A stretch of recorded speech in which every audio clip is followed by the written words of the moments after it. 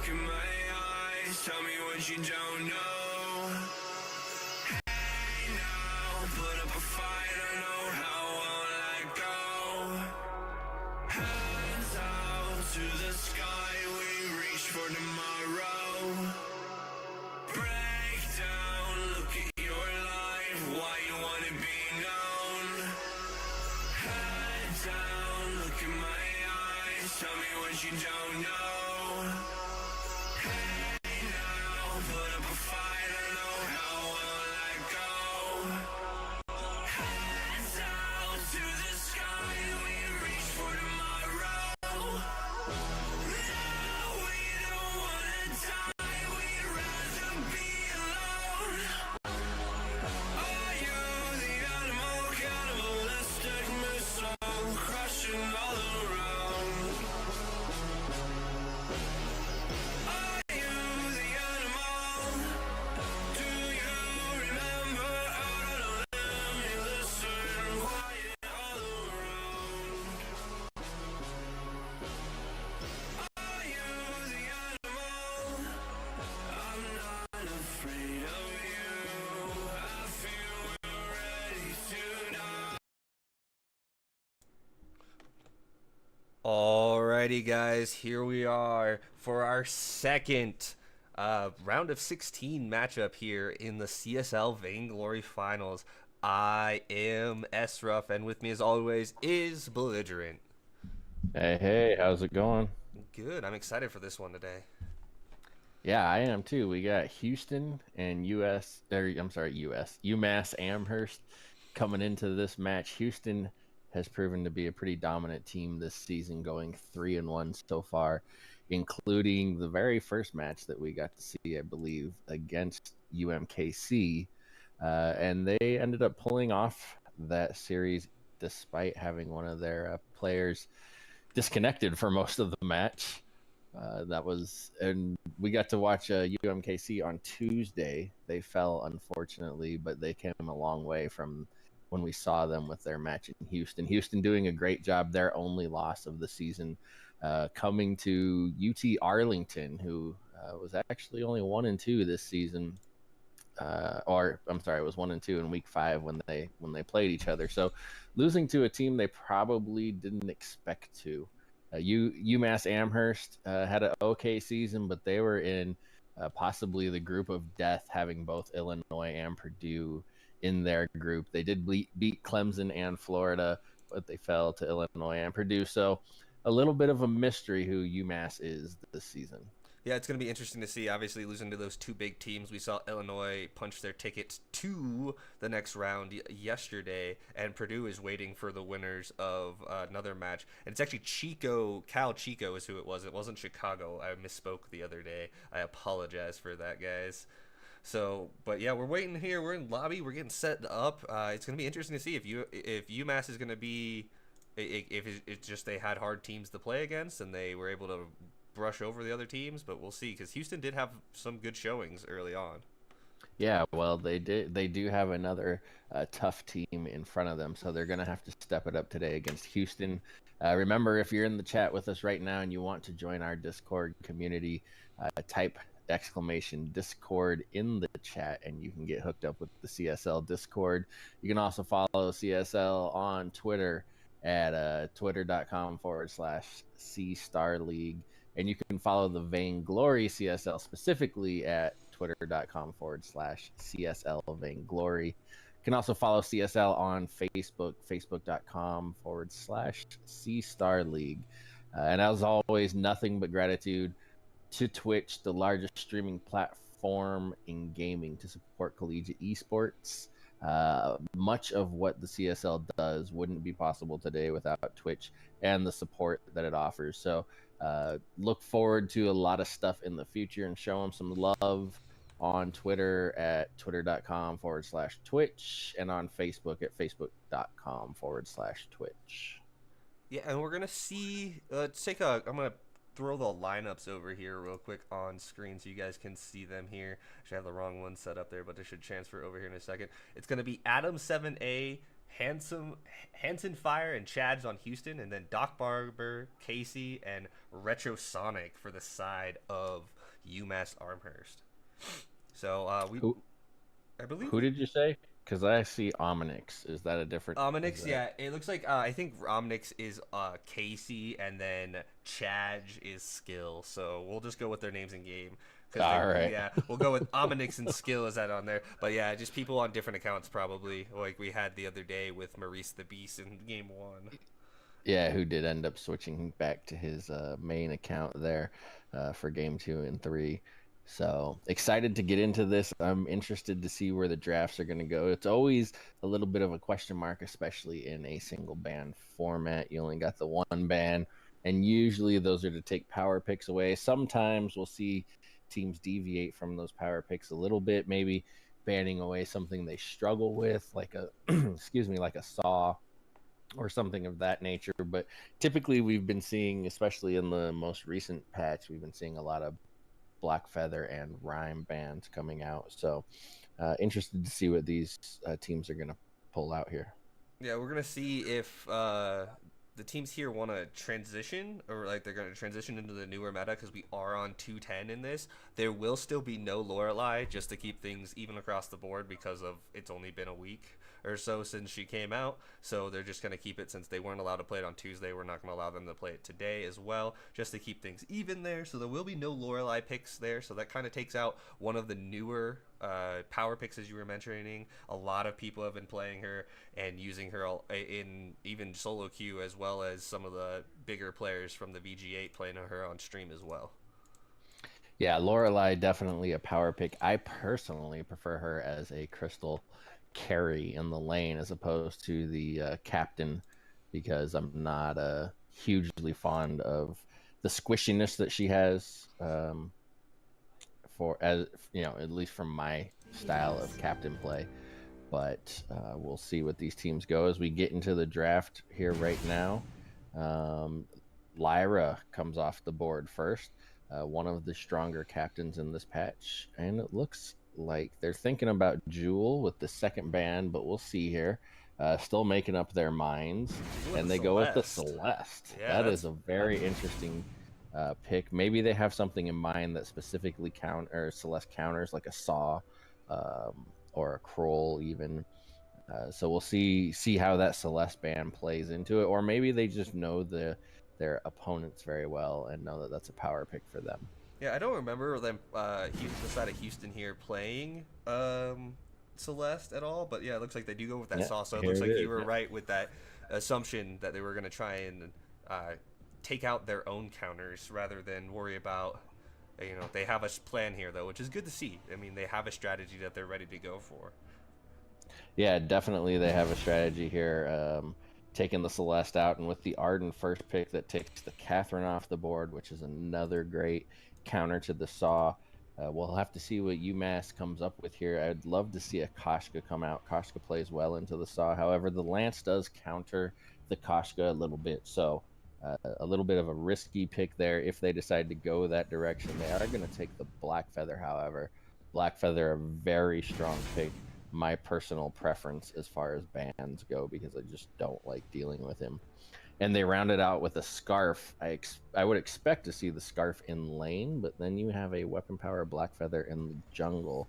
But Scarf, definitely a good counter to the saw. Yeah, and then the Taka comes out to round out the draft for Amherst. So it's gonna be they're gonna be trying to look to kill that Scarf, I feel like, or I'm not sure what Taka's gonna do, if he's gonna be trying to run down Scarf or trying to help burst down the Black Feather with the saw. Will be interesting to see what they decide to do here. But one thing I want to mention here is I know Chad a little bit, who is skill for the side of Houston. I've ran him on ladder a lot, and I know this man is a huge fan of Scarf. So we should be in for a pretty good treat, because I've seen him play Scarf a number of times, and he is a pretty solid Scarf player. So it's going to be interesting to see what he's going to be able to pull out here for Houston in this first matchup. Yeah, definitely excited to see what they do here. I am actually probably more of a fan here of UMass's comp with the Arden, Black Feather, and Scarf. That's Houston. So is that Houston? Houston's on the blue side this time. Yeah. Okay. So My bad. Yeah, it's all A right. little confused there.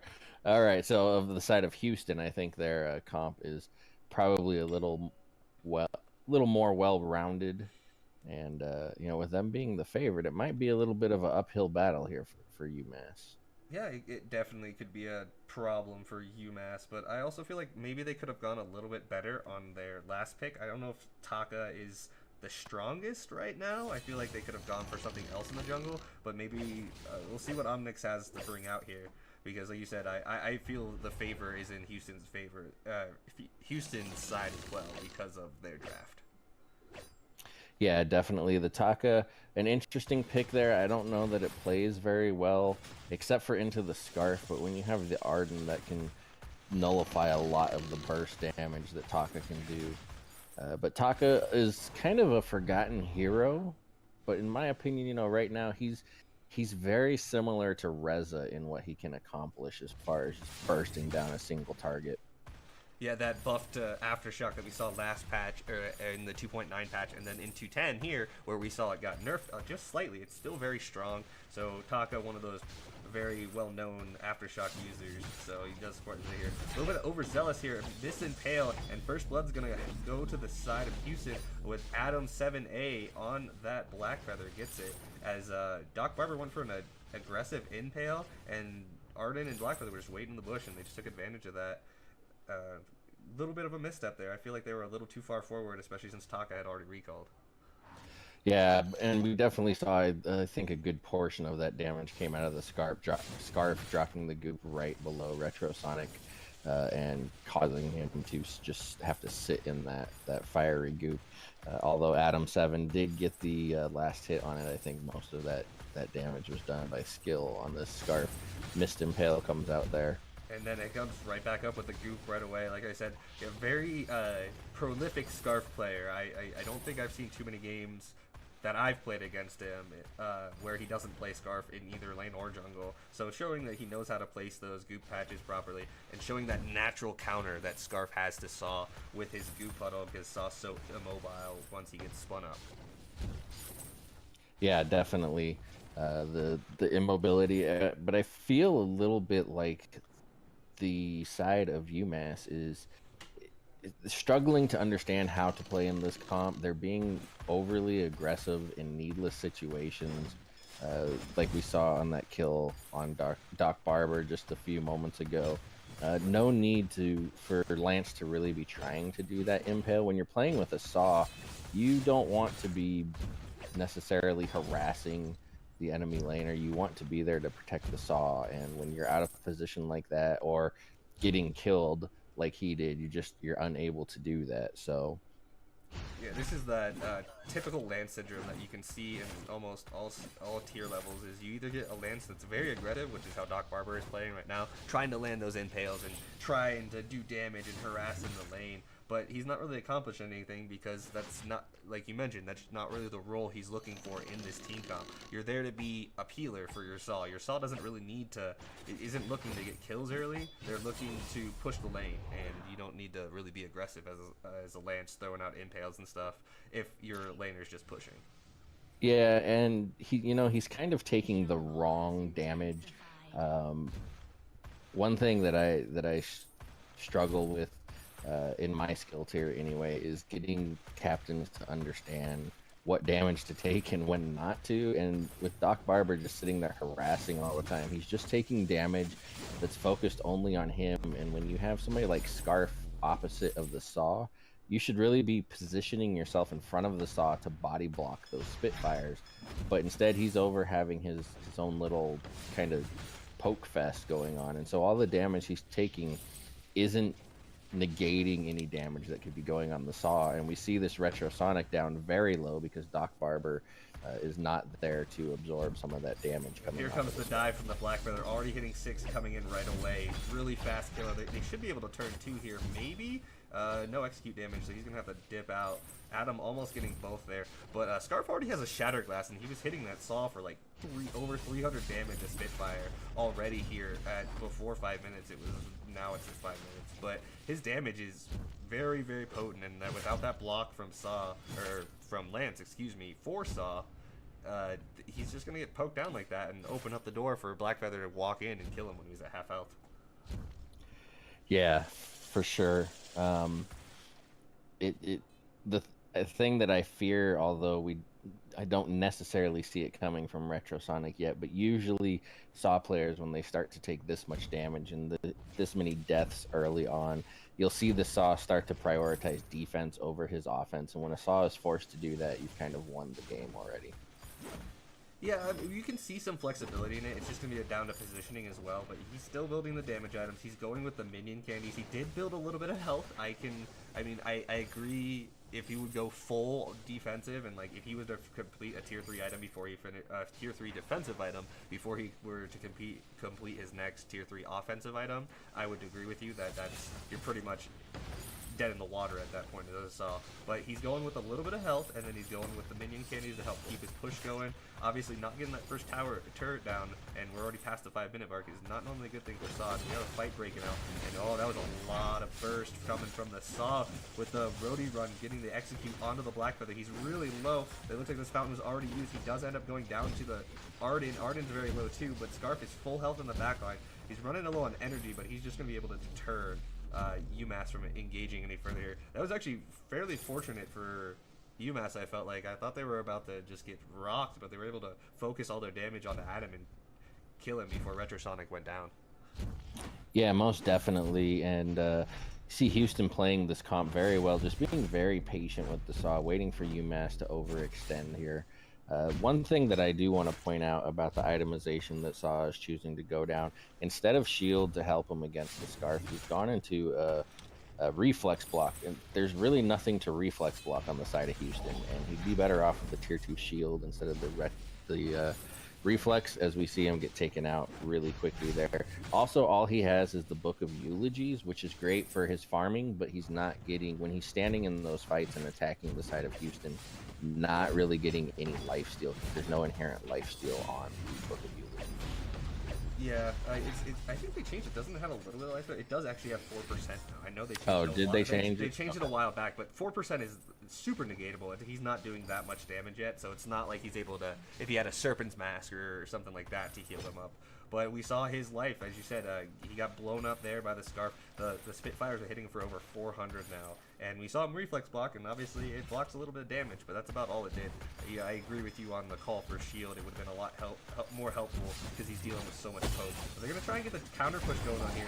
But Doc Barber's taking the turret. He's really low already. The gauntlet goes down, and it looks like they are going to get the turret, and Adam's going to have to back off. And Saw doing the stutter step action here, going to take down that Arden. And that was a good little push from the side of UMass there to get a little bit of extra damage done and actually not give over the kill on Lance. It looked like Doc Barber was going to die there, honestly. But they get the return kill on the turret, and they get the kill on Hands on Fire on the Arden. So they need to get out here, though, before the Scarf runs them down.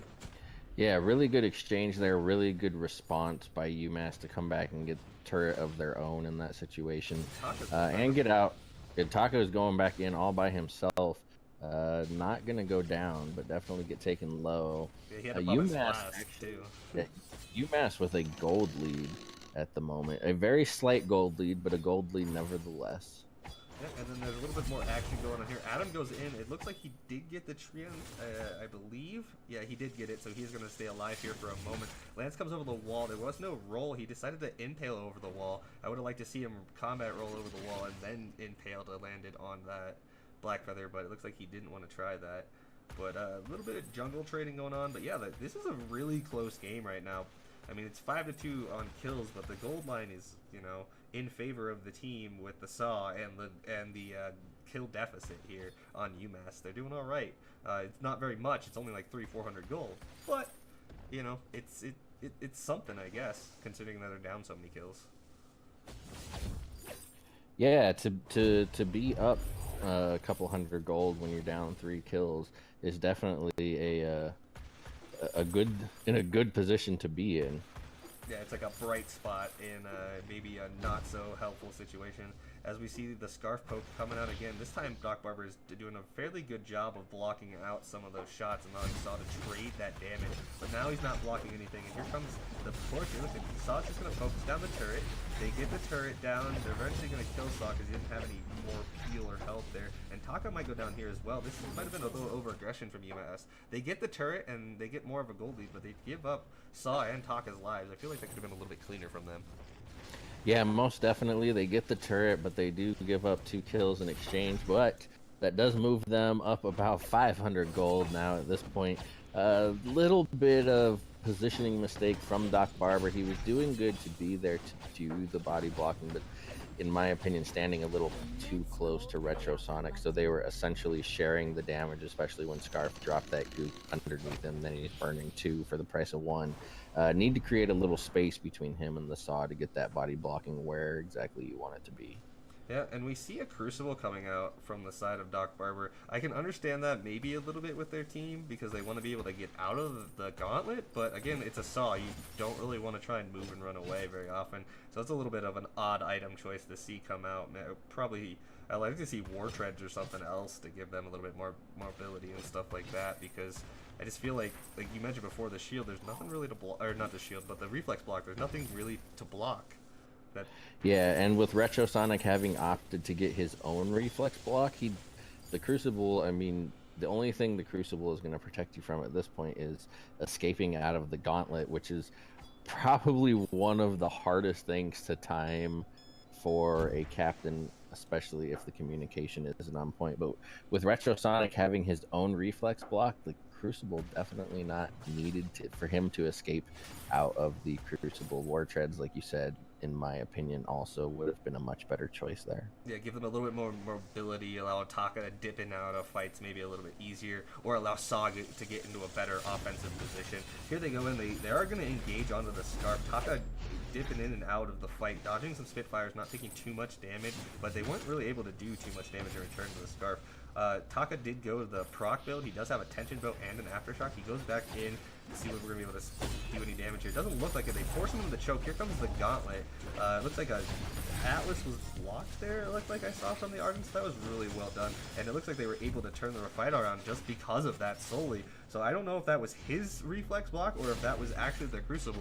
But that's one other thing that we forgot to mention that they could have blocked. And they did block it there, and I think that changed the fight for them.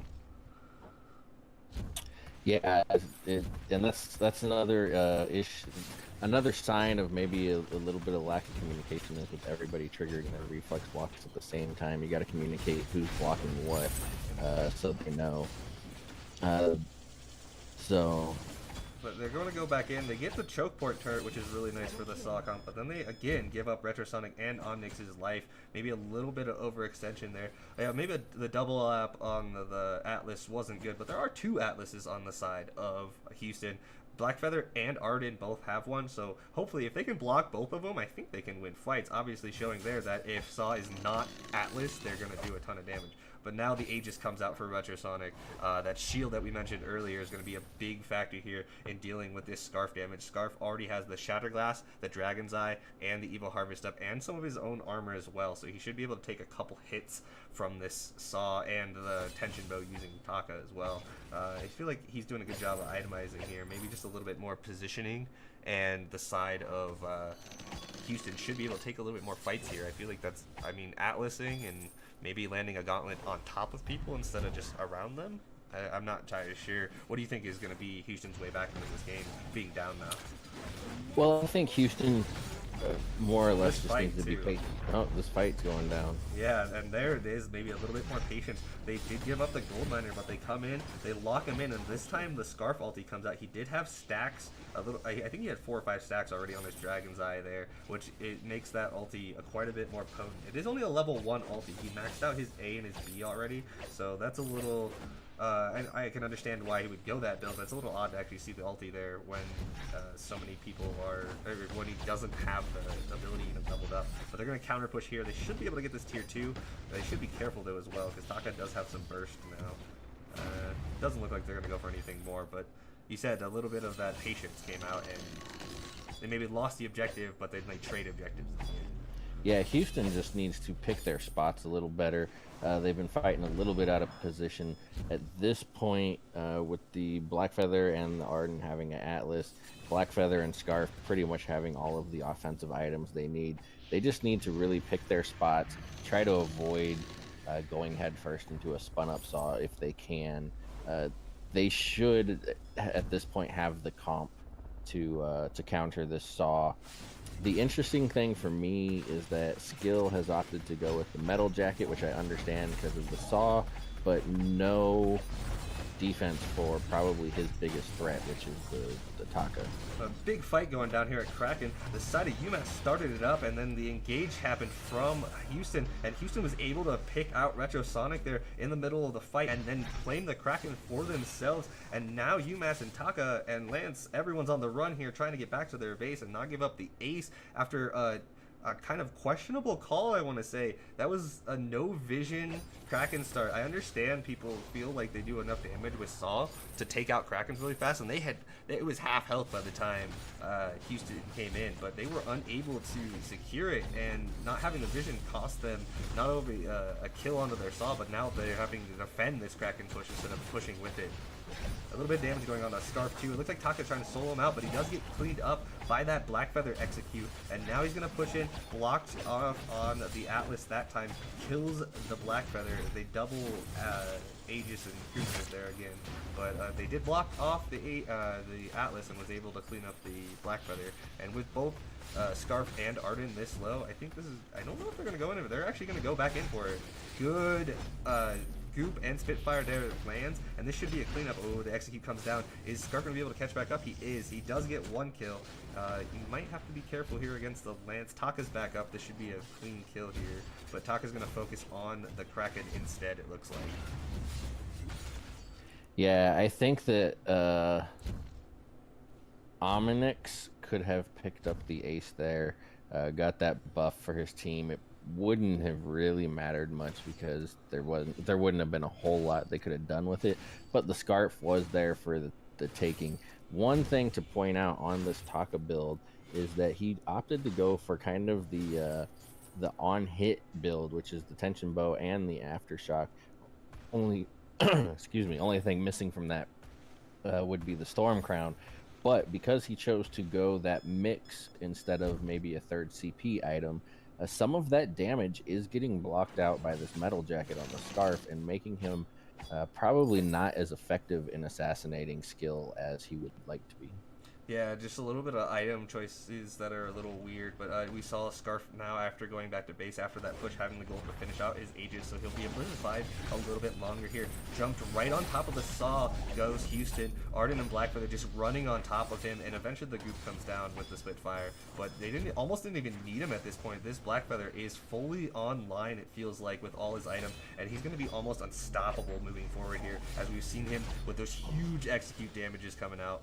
But it looks like they're going to be able to push them off, and I don't know if they're going to go for the full turret push here. They don't have minions quite yet, but they should be able to go and clear out the jungle at least, depending on what they want to decide to do here. And Pale comes out. Doc Barber getting a little over-aggressive again. This might open the door for Houston to finish off this push. Yeah, Doc Barber and Omnix having issues trying to fight this off. Taka just not doing the damage that he wants to be doing.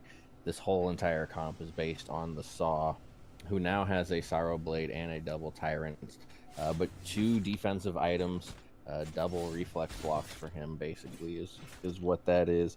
So not the 4-item insta-delete that we typically see on a weapon power Saw. So it's going to be interesting to see how these last couple of fights go. Both teams to the point now pretty much with only having 1 and 2 turrets left respectively, where one team fight could just very well end this game. Yeah, this is that awkward, almost 20-minute situation where both sides are like, we're 900 gold difference in this game. Both sides are about even. Here comes the gauntlet. The fight's gonna be forced, thrown out by Houston, and here we go. Saw's in the back line. Blackfeather goes up onto him, blocks out the Atlases. The Scarf ulti's coming out. He's really low, but so is Blackfeather. Fountains come out. Saw does get poked down by the Scarf with that Spitfire at the end, and now it's going to be Blackfeather chasing after the Taka, and Lance getting chased down by Arden and Scarf. Houston deciding to not wait there. A little bit awkward because they didn't throw the gauntlet onto who I feel like they wanted to. They just had Lance in the middle there, and it seemed a little odd, but then Ro16 decided to try and walk into the gauntlet to help his teammates, and that's when Blackfeather and Scarf decided to jump on top of him and blow him up. Yeah, well, not only that, Ro16 walked into the wall with his reflex block and then just stayed in the wall. There was too much going on in the team fight, so I couldn't tell if he was getting stunned during that fight, but he was standing directly in the wall when he stopped there. So not the greatest positioning. It was a great timed gauntlet by Hands on Fire, because where he threw that gauntlet down, Doc Barber could have potentially canceled it out with a well-placed Githian wall, stunning him into the Kraken pit there. However, he triggered it as soon as Doc Barber missed on that impale, so Doc Barber was unable to land the Githian wall in that moment. So good timing there. Questionable position by Ro16 gives Houston this Kraken, and I'm going to have to guess this is probably going to be the final push with only one turret up and the Kraken pushing in. Yeah, Lance is still dead for a couple more seconds here too, so it's really going to come down. This is the final fight. I don't know if Umass has enough to hold it off here, though, as that last fight they lost too, but it looks like Taka going on the backline. He jumped onto that Scarf and did almost no damage to him. That's one of those moments as an assassin character like Taka where you're just sad because you're not doing what you need to do. But is Adam going down really low, going a little bit too far in there. No Atlas onto that Saw, so he's doing a ton of damage. Now the Gauntlet comes down, lands beautifully onto the Saw that time, buying his teammates time to just move around and then finish off the Vein Crystal. They don't need to worry about the kills at that point, just end the game and take the 1-0 lead here for the side of Houston. Yeah, a great game out of both of these teams. It was close there until the end. You notice that Ro16 did end up selling away his Crucible to try and pick up some more damage, but I feel like that was just too little too late. He needed that earlier in the match to help with some of those team fights. And in my mind, a questionable build there coming out of Omnix on that Taka. But otherwise, well played by both teams. Houston with the better execution. Yeah, for sure. And one thing I want to point out right here before we move on to the next draft is Taka has a Crucible as well, and that is mind-boggling to me. How do you feel about that item choice as his only defensive item? You know,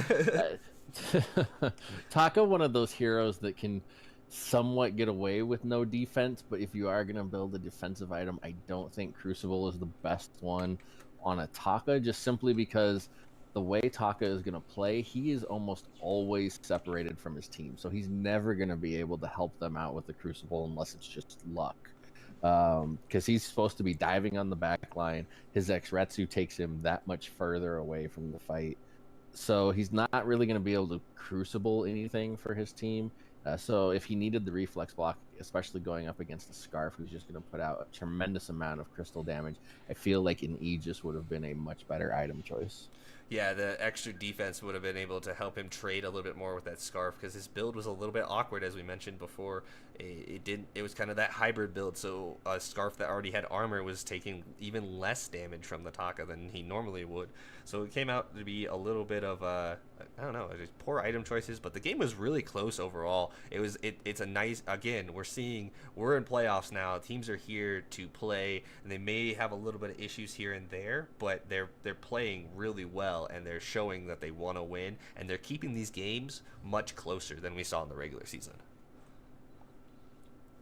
Yeah, definitely. Even though that was kind of a dominant victory for Houston, the match was much closer. It wasn't really a dominant match overall. It was just dominant in the end.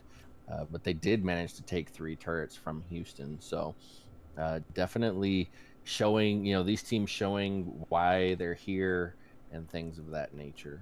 Yeah, showing that their regular season play and practice is paying off and moving them forward here. Looks like we're getting everybody reset right quick here for the next one. Actually, looks like we're losing people from chat. We might have to remake the game here. I don't know if that's just me or you. Do you see that happening in lobby as well? I got the black screen of death, and I'm trying to get back in. I actually just got the black screen of death too, so that must have been what everybody just happened. And I'm getting kicked out pretty hard right now as well. That's kind of depressing. So, a little quirk that happens when you have millions and lines of code. So, yeah. I'm going to try and reboot here because nothing seems to be working.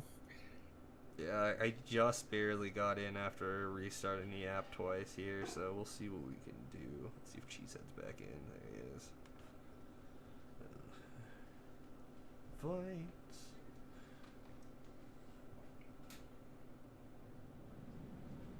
Alrighty, as we get back in here, guys, I'm going to throw up a little short break of music because we're having a little bit of technical difficulties at the moment. But I'm going to throw up the lineups and stuff so you guys can have a quick peek at those while we sort this out. And I'll get some music for you guys as well.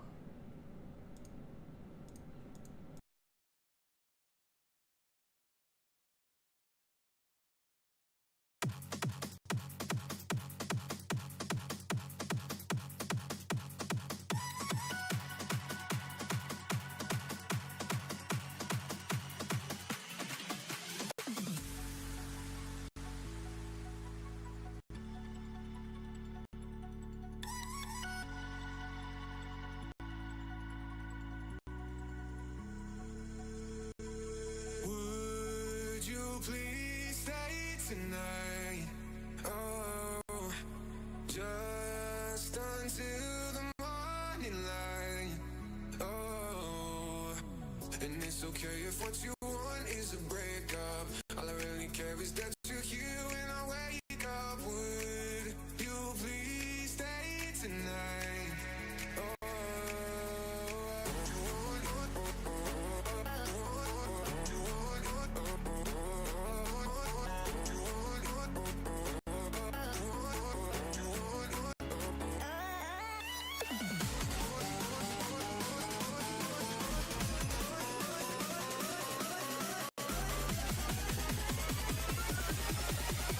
It's okay if what you want isn't body jumping.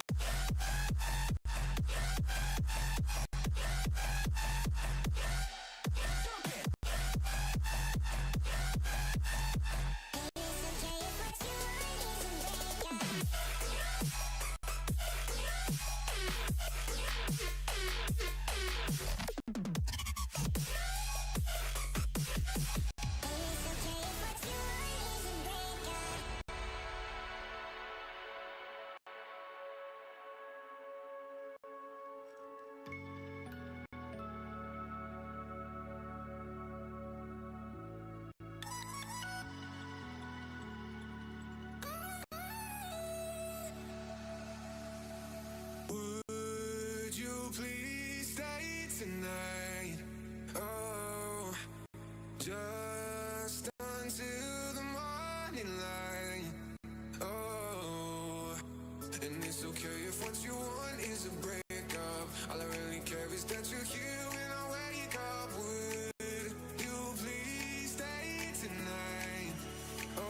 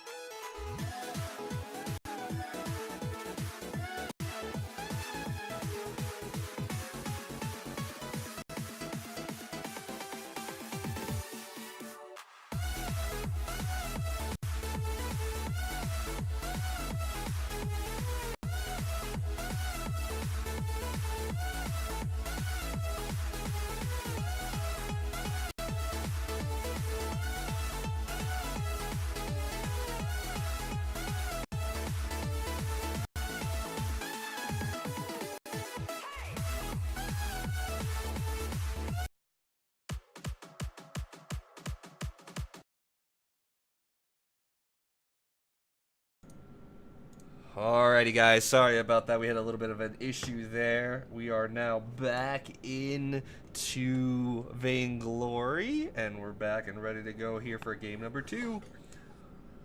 Let's do it. Yeah, looks like make sure everybody knows that we're ready. And we'll get back into this.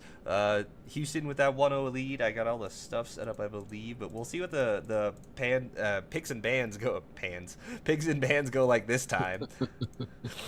Houston is on B side this time, UMass on A side.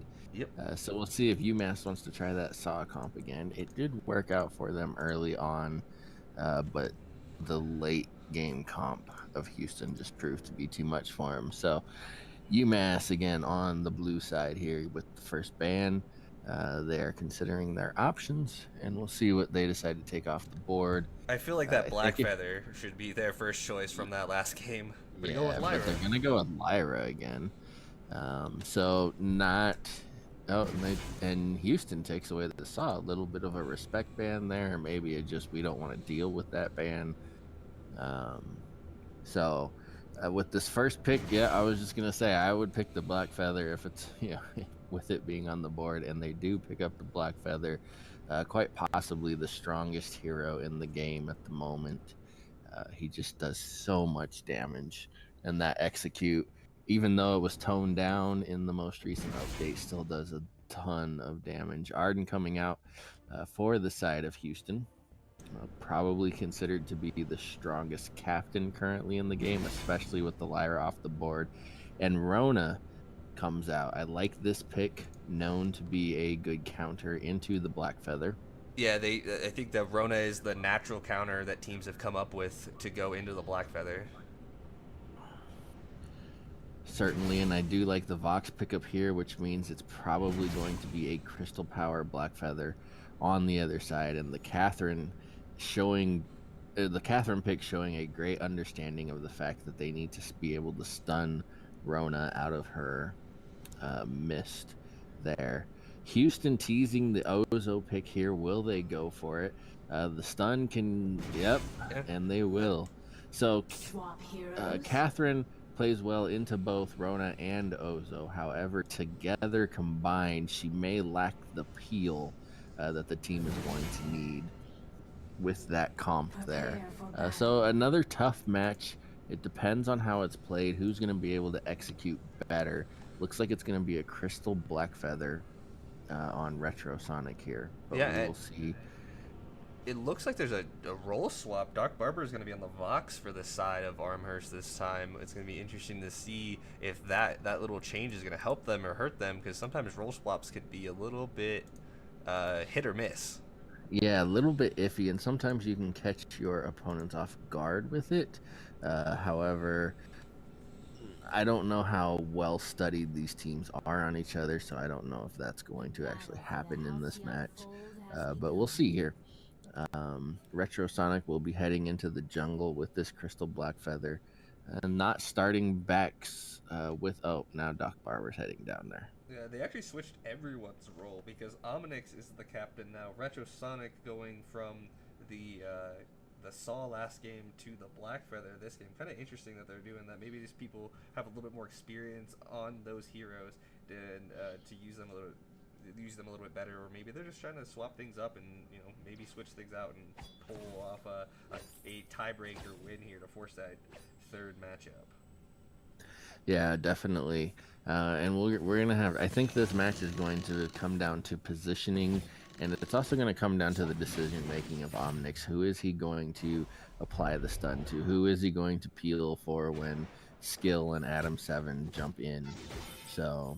Yeah, I agree with you, though, as what you said is the Catherine pick was really good against the Rona, but I feel like the Ozo pick was a nice counter pick on top of that, because you can only stun one of them, so it's going to be have to take out there. Here comes the Acro Bounce in. Gets on top of the Vox Blast, but it's not early enough, and First Blood going over to Adam 7A on this Ozo, and actually I believe that's another, no, he was in the jungle last time. We're good. I just was thinking there, I was like, did they switch again?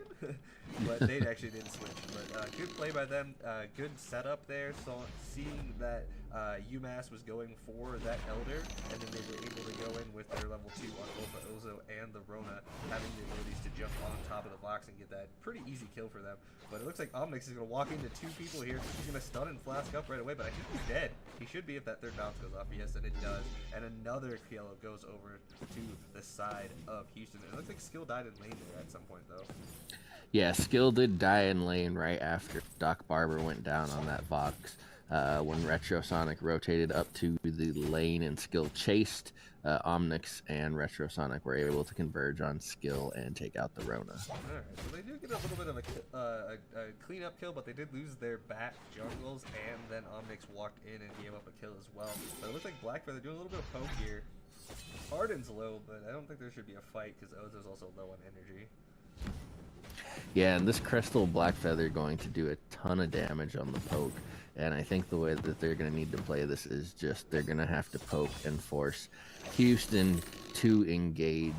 I think if Retrosonic ends up engaging prematurely without getting some of those on points off with all the crystal damage that those on points are going to do, they will probably lose these team fights. Yeah, it's definitely going to come down to that little bit of poke and maybe allowing Vox to get some stacks up so that he can do some of the finishing moves as well to go with that execute damage. It's going to be a lot of kiting, I feel, for the side of Umass Amherst, and just knowing when to stun, when to fight, to who to stun, when to fight, and when to just get out of there because they're going to take damage. Yeah, Skill up in the lane. Significantly ahead in CS. Well, significantly for the fact that we're only 3 minutes in, but although having a little problem with this Vox in his range, so Doc Barber is catching back up, now only down 4, but once Skill cleans up the farm that is in the lane, he will be significantly back ahead.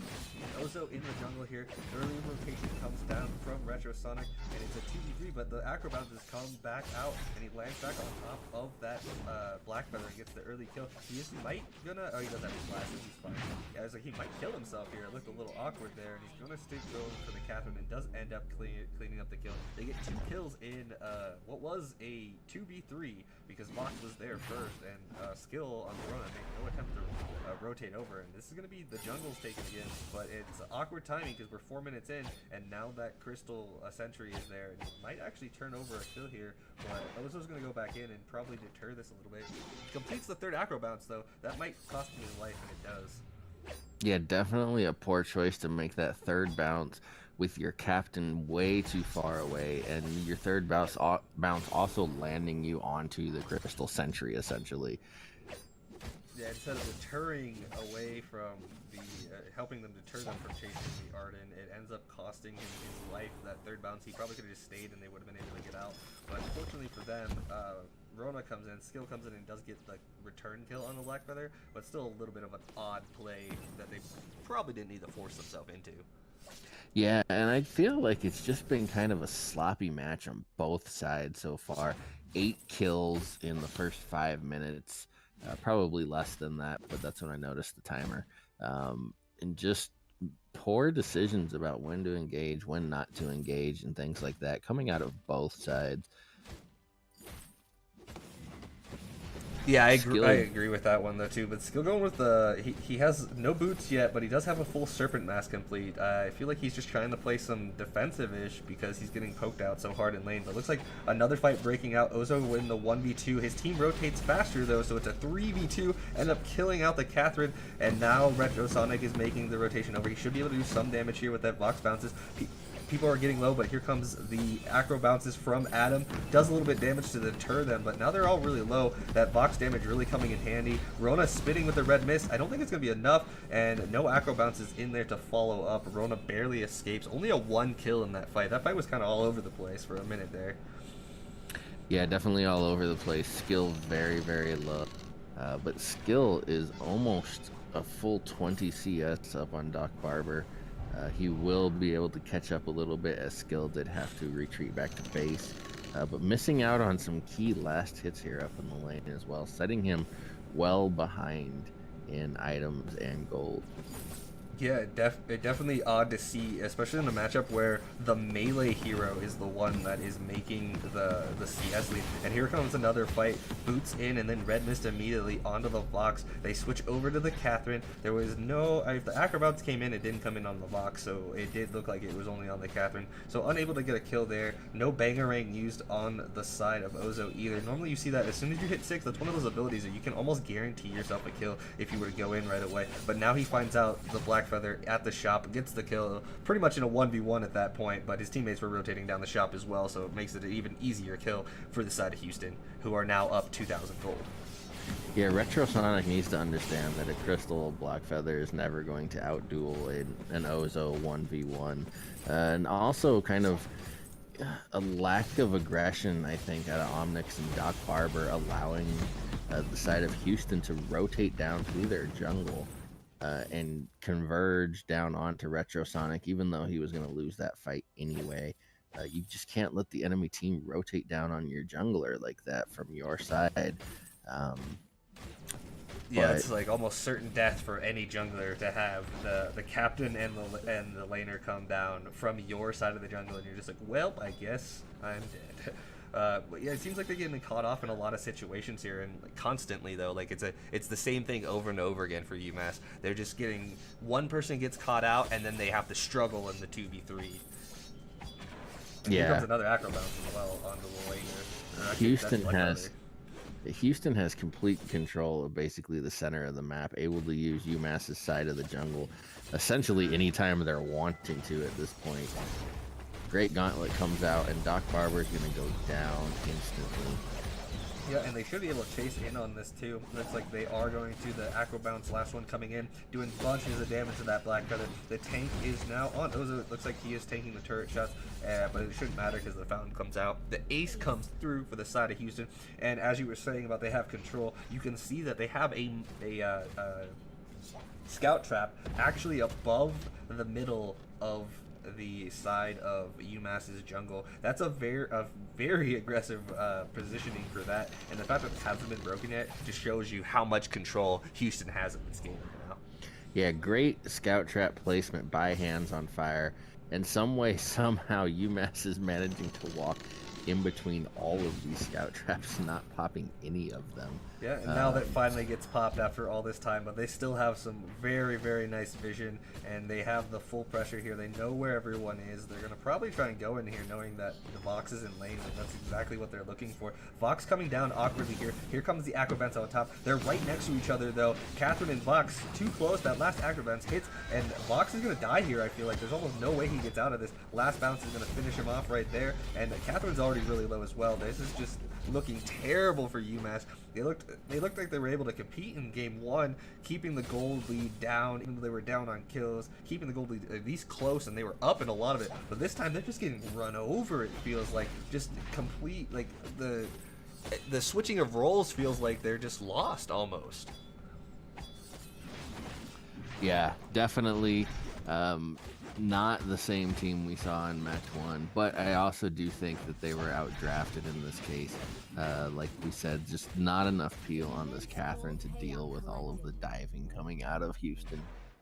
Yeah, I almost feel like they picked Lance last game. I feel like Lance would have been almost a better decision in this game because he was able to at least get the wall multiple people away, which can stop a lot of things. And the Impale can be really useful against the slow-moving Rona when she's in her red mist, just to buy time for your team. That, like you said, the lack of peel that Catherine has is it's just not enough. They can't survive this onslaught from the side of Houston, who is up almost 6,000 gold at this point at just under 11 minutes.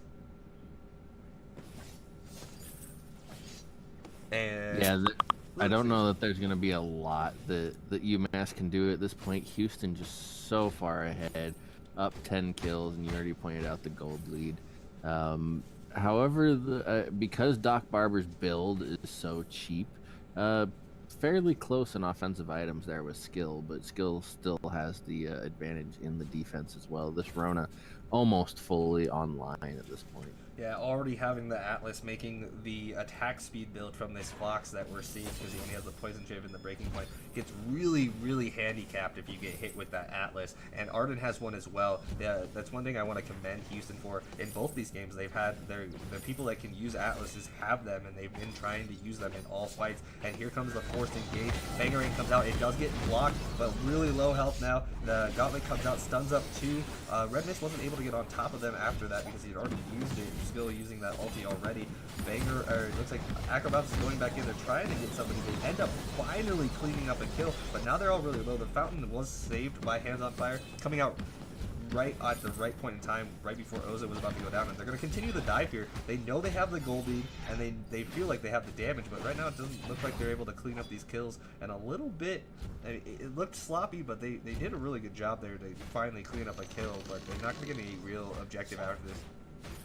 Being the turret, but they should get the rest of the jungle, so they do have that control still going in their favor. Houston doing a good job of trading turret aggro damage. They are diving very deep for long amounts of time, but yet nobody has gone down to a turret yet. So doing a great job as far as that is concerned. I would really like to see an Echo come out on Omnix, but no type of battery anywhere in his inventory yet. I really think in this in this match that he needs to be able to echo that Merciless Pursuit and just try and get 2 stuns off in this inside of a team fight there, and it's just not happening right now. Yeah, look for that double interrupt, maybe interrupt the ulti from the Rona, and then look to interrupt maybe one of the acro bounces from the Oza, or maybe if you're lucky enough and have it up and off cooldown and interrupt the Gauntlet. Something like that could be a huge game changer in this matchup, but it's gonna come down to if they can peel, like we mentioned before. Blackfeather is gonna have to get some pokes off, and Vox is gonna have to get some of these breaking point stacks off without going too low. We also noticed that they were able, that Houston was able to switch to the Catherine and kill him on that last dive. So it looks like all team members need to be able to be aware that they are behind, and they should just look for clearing waves and getting gold right now, so they can get a little bit caught back up on items. This might be a really bad time for them because it looks like they're gonna be caught out. Acro Bounce comes in right away. Blackfeather trying to kite his way out. Here comes the Bangarang back onto Blackfeather. Blackfeather does end up getting away barely, but Acro Bounce comes in and cleans him up. There was no Fountain used there though. Catherine still has her Fountain off of cooldown, uses it really late to save herself there, but kind of an odd positioning again from Umass, and Houston just capitalizing on that, and they're going to go for the tower dive again into ace this time with relative ease. Yeah, and another thing to point out here on Doc Barber, he started that engage down in the jungle when they came around that wall there, and was engaged for quite a long amount of time. But because all he has is the breaking point and the poison shiv, not doing enough damage to really take advantage of this breaking point, he only reached 6 stacks through that entire amount of time that he was engaged. Yeah, we talk about the breaking point as well, is they did change it in the 2.10 update, where it actually requires more damage to proc each of those stacks. And when you see someone like Vox with only the breaking point and the poison shiv, there's not a lot of weapon power damage in that build already, so it's going to take even longer to build those stacks than it would in just the recent nerf, because he doesn't have the Sorrow Blade, or well, probably a Sorrow Blade I would say would be his last item unless he decides to crit, but Sorrow Blade would be hugely helpful here in his auto attacks to build up those stacks and make it so he can actually kill these tanky members of the side of Houston. Yeah, definitely need to see maybe even like the old school Vox build where it's breaking point double monocle, something of that nature that's just going to do damage. The poison shiv is just not doing damage. It looks like he now just picked up the piercing spear, which is either going to go into a tension bow or a bone saw, neither of which is really going to give him that weapon damage that he needs other than the tension bow proc. But after that, it's just going to completely fall off, and I just don't see him being able to take advantage of this breaking point. And here comes the counter engage. The team of Houston coming in from behind. The turret goes down, the gauntlet was thrown, and everybody was right on top of Doc Barber on that Fox. He gets destroyed quickly. Houston, hands on fire, using those warheads to go in and throwing the gauntlet immediately. Catherine is running away for her life as Blackfeather does die to Skill in the background. Skill hunting him down, but Catherine ends up getting away. But this should be a clean Kraken for the side of Houston.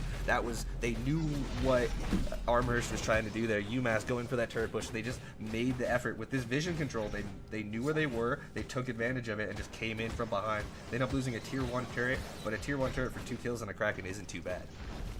Yeah, definitely. And Doc Barber went down super quick in that fight. I could not see if he was attacking the turret or if he had actually started attacking Houston there, but didn't manage to get 1 stack on that breaking point. And the vision coming out of Houston just so good that Retrosonic goes down into the bush on their side, or I'm sorry, on Houston's side of the jungle. But because of where the vision is placed, a Skill able to know pretty much exactly where he was, because anywhere else he would have triggered or been seen by one of these scout traps. So able to find him in the bush, and I feel like maybe Retrosonic was already shopping or something, thinking he got away, because he didn't try to Rose offensive through the wall or anything to get away. So maybe caught off guard there. Great hunting skills by Skill on that Ronin to pick up that kill on Blackfeather.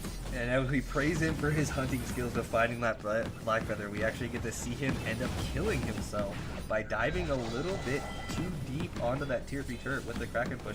And it looks like Houston might have overstayed a little bit. Here, we're going to see if the damage is going to be able to output here. It's not going to be enough, is it? There's no way. Yeah, he is going to go down. Ozo with that sustain, able to keep himself alive. He also has the Dragon's Eye, so he had at least six stacks on it in the middle of that fight. That extra CP damage helping him keep himself alive with that sustain that he has that I mentioned already, and he might be able to close this game out by himself. That Kraken is still fairly healthy, and Blackfeather is still down for a little bit while longer. This looks like it's going to be game straight 2-0 for the side of Houston. Yeah, this is indeed going to be game for Houston. And just one thing to point out before this ends for everybody, the stacks on the Dragon Eye are different than the stacks on the breaking point, where Dragon's Eye you only have to stay engaged. You don't actually have to do a specific amount of damage, so it just stacks over time. So it's actually a stronger stacking item than breaking point, but it's on the crystal side. So well played match by Houston. I feel like they won that just with their draft choices. There was not a lot that Umass was going to be able to do in that match. And other than the kind of the weak Vox build, not a whole lot of questionable item choices, other than I would have liked to see the Echo coming out of Omnix. Yeah, I can agree with that as well. Echo on Catherine is extremely useful and can really change the tide of fights. But again, they were down a lot of that game, so it is something to keep in mind that that's. I feel, at least for me, I play Captain a lot. I feel like Echo is kind of like your utility item sometimes. In some cases, it may not be. It might actually be. In this case, I feel like it might be. It would have been a core set, like you mentioned, to get those double stuns off, to stop this ridiculously hard engage Tomp from the side of Houston.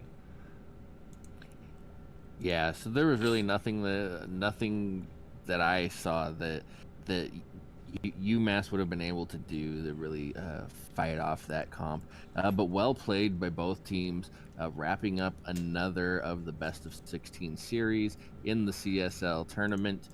Excited about what we're going to see next week coming out of these teams as we move on into the quarterfinals, I believe. It looks like it's gonna be quarterfinals is what we're gonna be covering next week. We'll be having, I'll throw that up there for you guys real quick. We're gonna have Purdue versus the winners of Toronto and Cal Chico is who that is. That's gonna be an interesting one. I believe Cal Chico is the team that Brutal Turtle is on, if I am not incorrect. I will have to double check that, but that should be a really good matchup. We already saw Purdue play this year. They're really showcasing their skill. They have some fairly high rated players on their team, and they just working out their synergy throughout the season. We'll see if they're able to show that moving forward here into the round of 8 to see if they can continue their hopes of becoming CSL champions. Yeah, absolutely. So I don't have much else on this matchup. So everybody, thank you for watching the CSL, and I will turn it back over to SREP to close us out. Yeah, guys, thank you again. Like I said, we saw that on the schedule. It will be a round of 8 next week on Tuesday. On Thursday, we will be off for Thanksgiving, as we are in the U.S., so most of us will be spending time with our families, and hopefully you will be as well.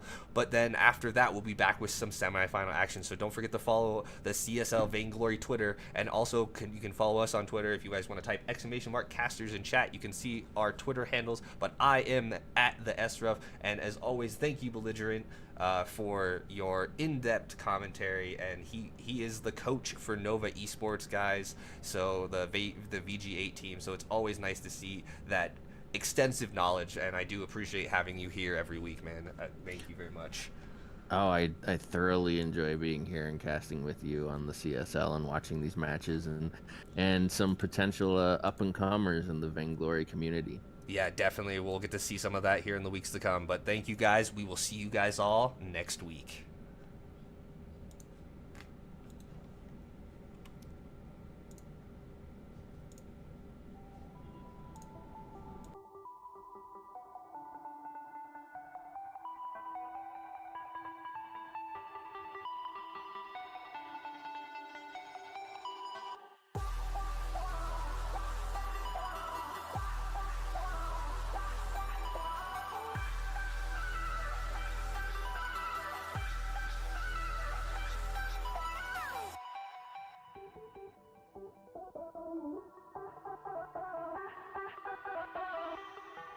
Thank you.